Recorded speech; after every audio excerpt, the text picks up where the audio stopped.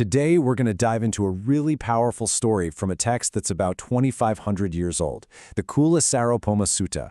It's known as the Parable of the Heartwood, and trust me, its lesson about what really matters is as relevant today as it's ever been.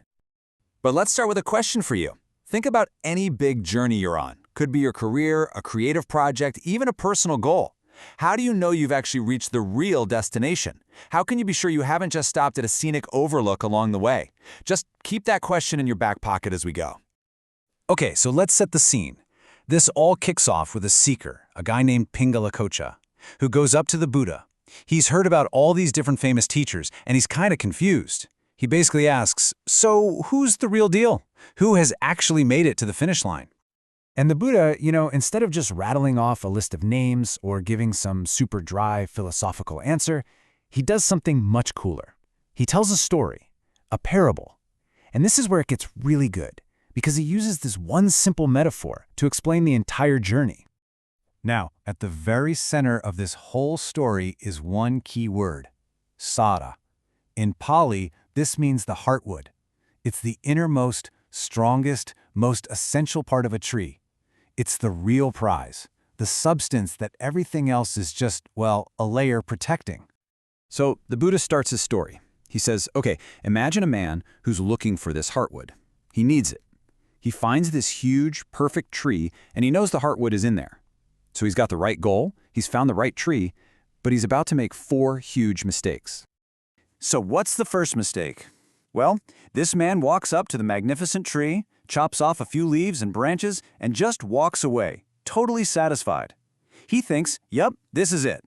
The Buddhist says this is exactly like someone on a spiritual path who gets a little bit of gain, honor, and fame, and thinks they've won the game. And here's the trap, right?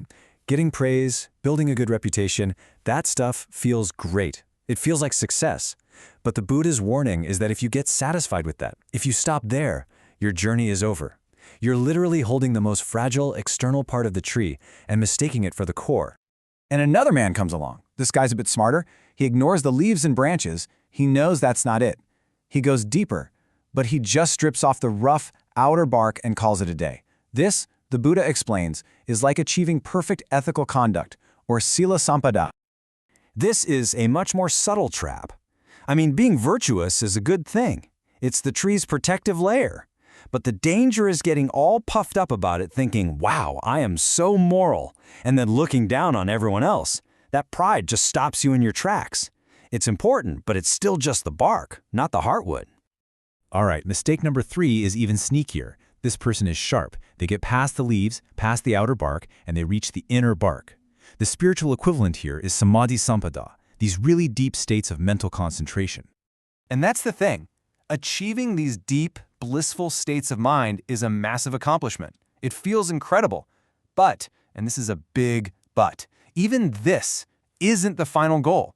The trap is falling in love with that feeling, getting attached to the bliss itself, and again, feeling that little bit of pride that you can do something others can't. It's still just a layer. The fourth and final mistake, this one is the most refined of them all. This person gets past all the outer layers and reaches the sapwood.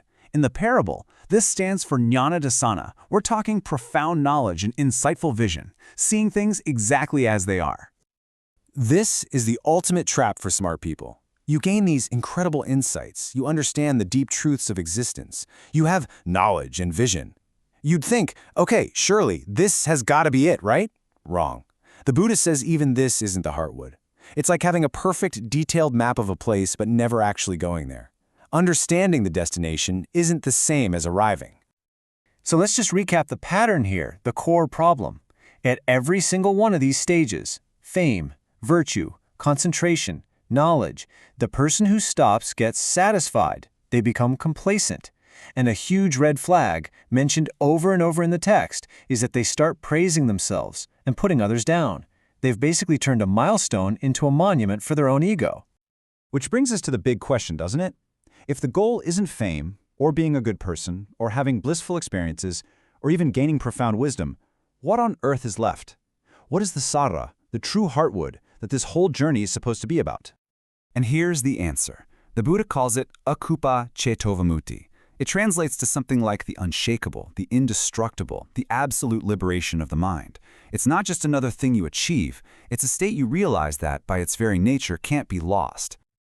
You see, this isn't just another layer of the tree. This is the wood. It's the whole point of the search.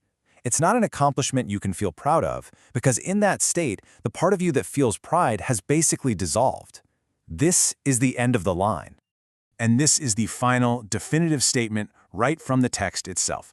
The Buddha tells Pingalaka that this spiritual life isn't for fame or virtue or concentration or even knowledge. He says the unshakable liberation of the mind, that and that alone is the goal of this spiritual life. That is the Heartwood, that is the end. And that brings it all right back to you and to me. This ancient parable isn't just for monks, it's a blueprint for any meaningful pursuit. So, you have to ask yourself, in what you're chasing with all your energy, are you getting sidetracked by the leaves, the bark, or even the sapwood? Do you really know what your heartwood is?